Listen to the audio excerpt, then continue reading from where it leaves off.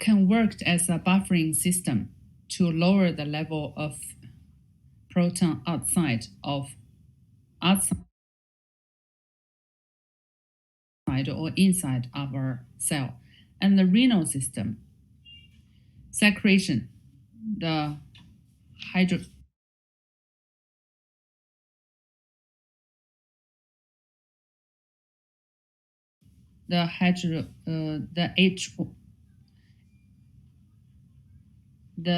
H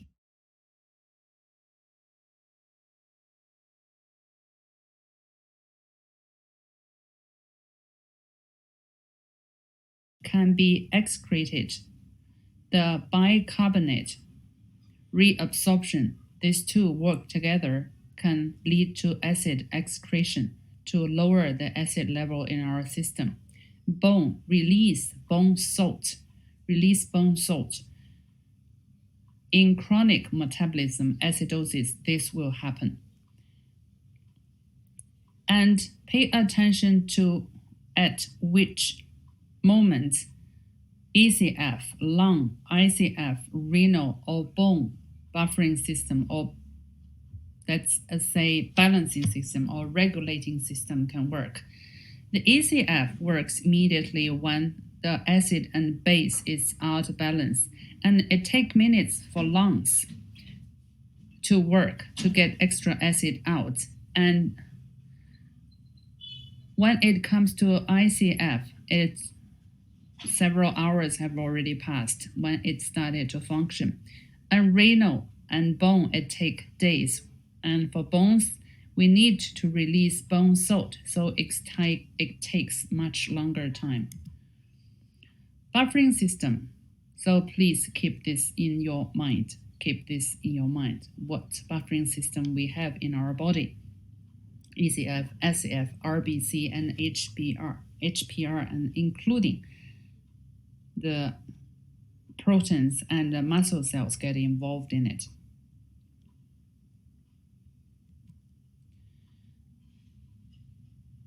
Pay attention to this, and if all done chemistry, and I checked the marks of chemistry of each of you when you were applying to come to this university to start. As a medical student, the chemistry and mathematics were essential, and also biological marks were essential to be enrolled as a medical student. So by looking at this, you know very well how it works, how the buffering works, how to lower the level of acid.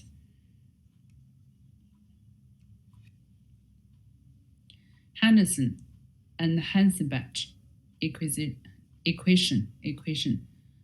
That's how we calculate it. The factor which relates carbon dioxide pressure to the amount of carbon dioxide dissolved in plasma.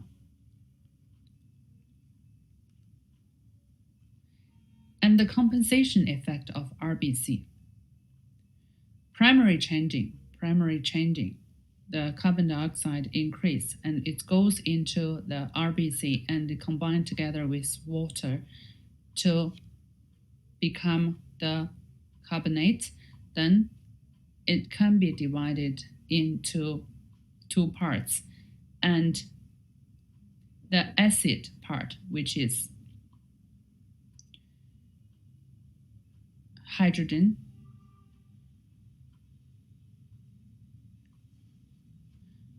the H, let's call it H. By HB, hemoglobin buffering will get rid of it, and the rest will get out of the RBC, but cannot work as an acid. It turns into a very weak base, alkaline. And that's a compensation effect of RBC. And this one, bicarbonate reabsorption. And this picture is kind of complicated. Please pay attention to the left side and right side light blue color area. They're the proximal tubular cell and the collecting tubular cell.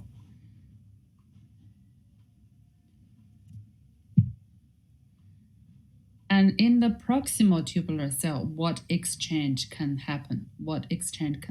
And in the collecting tubular end, what kind of exchange is happening in and out of the cells?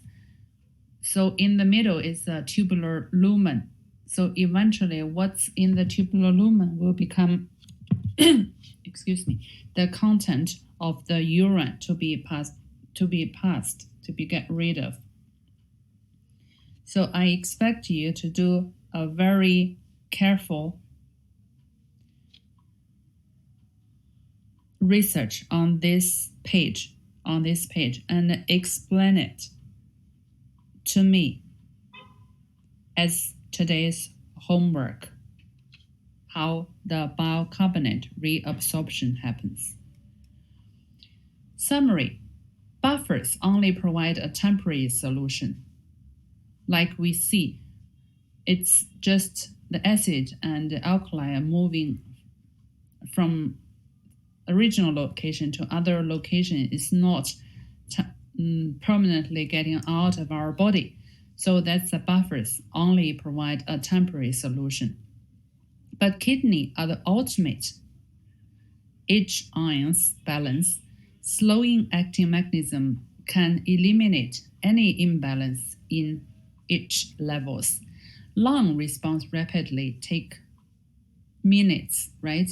Take minutes. We had immediately minutes, hours, days, and very slow. The bone buffering is very slow. And lung responds rapidly to altered plasma H concentrations and keep blood levels under control until the kidneys eliminates the balance. So they're working together.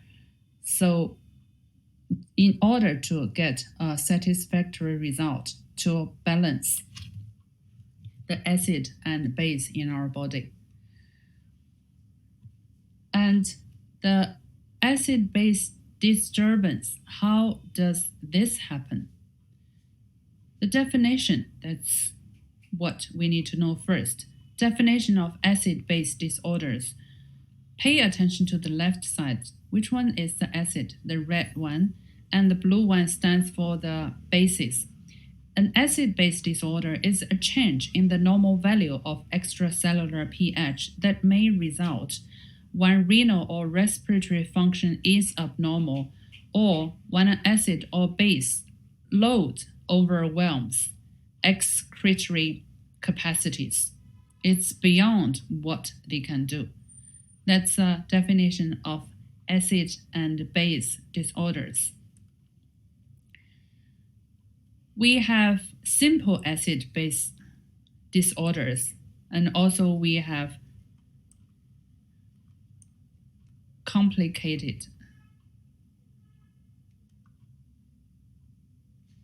We have metabolic acidosis and metabolic alkalosis and respiratory acidosis and the equivalent one of alkalosis, respiratory alkalosis, metabolic and respiratory acidosis and alkalosis. That's the 4 simple acid-base disorders, and sometimes it's mixed. We would mention it in this chapter, but we won't go into details about it. And the simple acid-base disorder, clinical disturbance of acid-base metabolism classically are defined in terms of these two. And buffer system, the acidosis, we need to pay attention to these parameters.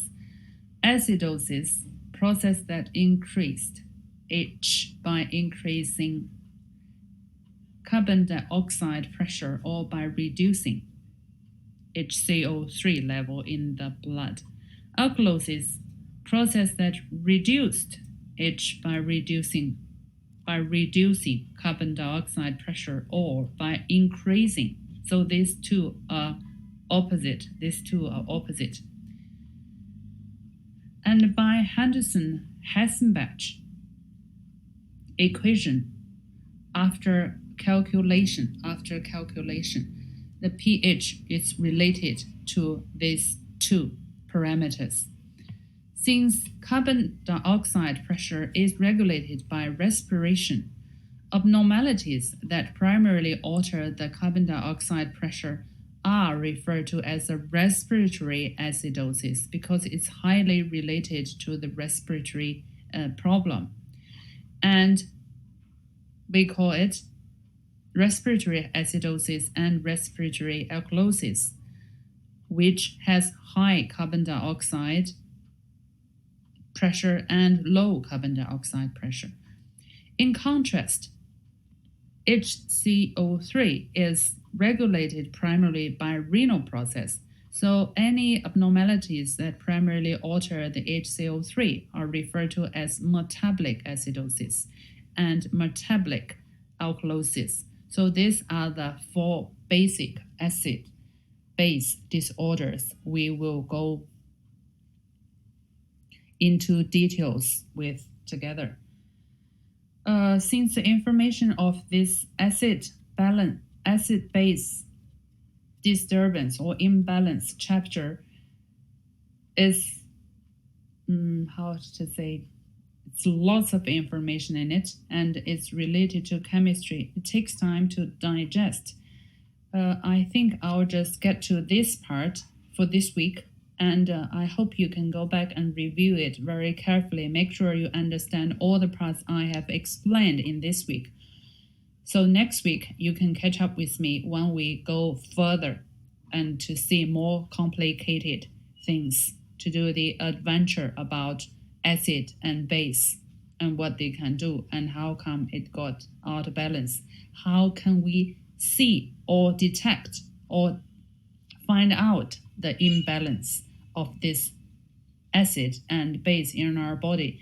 Because these are all at the molecular level. It's not like surgical situation that we can see. So all the parameters will be explained very carefully, and also we would be able to learn how to read the analysis of our blood gas testing results to give brief and accurate idea about what kind of acid-base disorders that happening in our body and at what level, along with the reasons that cause it. Is respiratory problem or metabolic problem that cause the alkalosis or acidosis? Well, that's all for today's lecture. Please do review it, and any problem, you can write it down, ask me next time, or send it